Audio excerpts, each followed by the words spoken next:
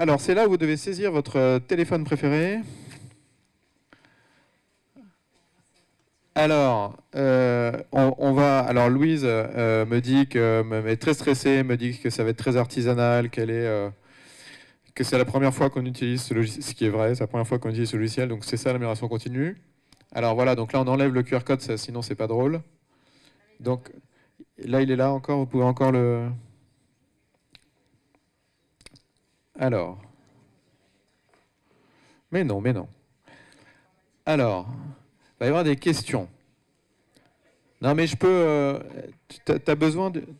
T'as besoin que je meuble un peu là, c'est ça? Parce que j'ai l'impression que. Donc, est-ce que vous avez réussi à aller sur quelque chose? Moi, j'ai jamais testé le truc. Vous êtes dessus? J'ai rien compris. Il faut remettre le QR code. On va remettre le QR code. Alors, il y en a qui ont déjà QR codé, mais ils attendent les questions. Ok. Quel suspense. Comme j'ai vu les questions une fois, mais je les ai oubliées, je ne sais pas trop comment. Enfin, on peut. Non, mais on va le faire. Non, je suis pas sûr qu'il y ait besoin d'un. Je pense qu'il n'y a pas besoin de login mot de passe. Hein. Je crois que c'est juste.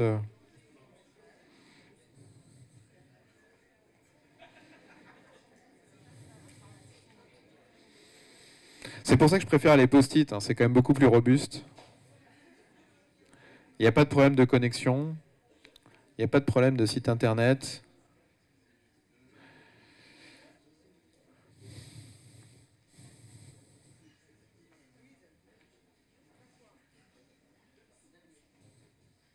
Ne t'inquiète pas. On est en train de. On a le temps. On est entre nous. Qui participe à une journée comme ça pour la première fois? Ah ouais, il y a quand même pas mal. Alors, il y a ceux qui osent pas lever alors que c'est la première fois qu'ils viennent. N'est-ce pas, monsieur Couturier? Je fais du name and shame hein, maintenant.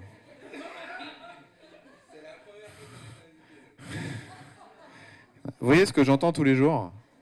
Alors que je passe mes journées à parler d'amélioration continue, il fait semblant de ne pas savoir. Donc, il y a quand même... Donc, jusqu'alors, est-ce que vous avez trouvé ça intéressant, ceux qui sont venus là, la première fois? Ouais, ça a l'air d'être quand même à peu près intéressant. C'est orienté comme question, vous allez me dire. Si vous m'avez dit non, je vais vous dire, vous pouvez sortir. Ah non, c'était des très beaux témoignages. C'était des très beaux témoignages. Alors, QR code. Il y a le code de l'événement AMCO 25. Non, si vous êtes dessus, c'est bon, il n'y a pas besoin de refaire. Ceux qui n'ont pas eu le temps de le faire le font maintenant. Alors. Ouh là là. Quel est votre principal apprentissage à travers la démarche d'amélioration continue et quoi? Et attends. Et quand retenez-vous? Ah oui, alors oui, là c'est, on revient un peu sur le passé. Alors évidemment, c'est plutôt ceux qui ont fait donc tous ceux qui ont pratiqué l'amélioration continue, même pas beaucoup, même très peu, mais ceux qui ont pratiqué l'amélioration continue, quel est votre principal apprentissage? Qu'est-ce que vous avez appris sur vous, sur le fonctionnement de votre équipe, le fonctionnement du GHU, sur quel est votre principal apprentissage? C'est fini? C'est fini. Ah ouais, et on peut pas relancer? Allez, relance, parce que là, il fallait que tout le monde se mette dedans, là, on n'était pas complètement... Donc je redis la question. Attends, est-ce que je les ai, les questions? Donc c'est pour tous ceux qui ont déjà un petit peu pratiqué l'amélioration continue, même pas beaucoup, même une fois, même... Attendez, je refais la question. Écoutez-moi la question. Donc, pour tous ceux qui ont fait un peu d'amélioration continue, même juste en ayant simplement une visite du directeur, quel est votre principal apprentissage à travers la démarche d'amélioration continue? Quand retenez-vous?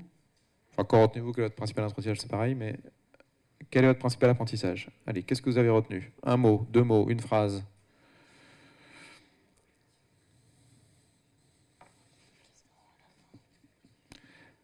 Alors, il reste encore 15 secondes. Il y a trois questions et on aura les résultats à la fin, c'est ça? Alors, il y a trois questions. Ça, c'était la première. Il vous reste 4 secondes. Tac. Deuxième sujet. Pour ceux qui ont pratiqué le 5C, normalement c'est la totalité des gens dans cet amphi, à l'exception de ceux qui ne sont pas du GHU. Donc, quel a été le sujet de 5C qui vous a le plus marqué, qui a pu être fédérateur pour votre équipe? Un truc que vous avez compris, que vous n'aviez pas compris avant? Qu'est-ce qui vous a le plus marqué? Normalement, vous devriez tous pratiquer le 5C. Donc, normalement, on devrait avoir 90 réponses. 5S, ça marche aussi. Un truc que vous avez, des exemples dans les tableaux 5 colonnes, j'en ai plein la tête. Donc, je pense que vous devez tous en avoir au moins un exemple dans votre équipe. Quelque chose que vous avez compris. Il faut être hyper rapide. Hein. C'est parce que Vincent a mis une minuterie de 30 secondes, hyper... Et le dernier, alors ça c'est la question la plus importante, soyez concentrés. Quel argument mettriez-vous en avant pour recommander la démarche à un collègue? Vous avez un collègue qui hésite à se lancer dans l'amélioration continue, vous lui dites, allez-y, fais-le. Au-delà de c'est super, qu'est-ce que vous allez lui dire? Ça fait plaisir au directeur, on a le droit de le dire aussi. Mais c'est pas une bonne raison pour se lancer.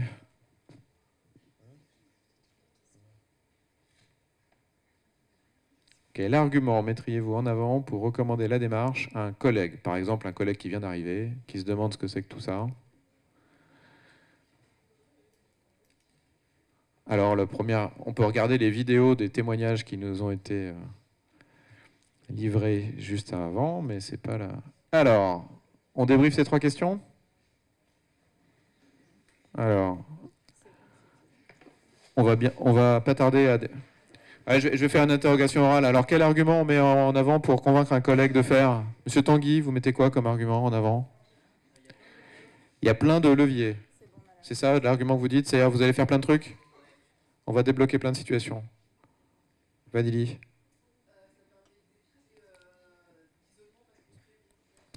On crée beaucoup de liens entre les équipes. C'est super.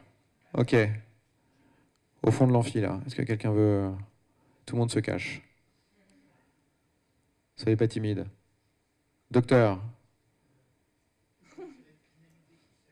Dynamique d'équipe. La dynamique d'équipe, très important. Alors, entre les équipes, à l'intérieur de l'équipe, créer des leviers. Madame Doro, vous voulez participer? Fédérer les équipes sur les problématiques communes. La fédération des équipes. Quand on clarifie la thématique, on a eu un bel exemple juste avant, quand on clarifie la thématique. Là-bas, soyez pas timide. Je connais pas les noms de tout le monde, je suis désolé. Oui, Madame Lemoine.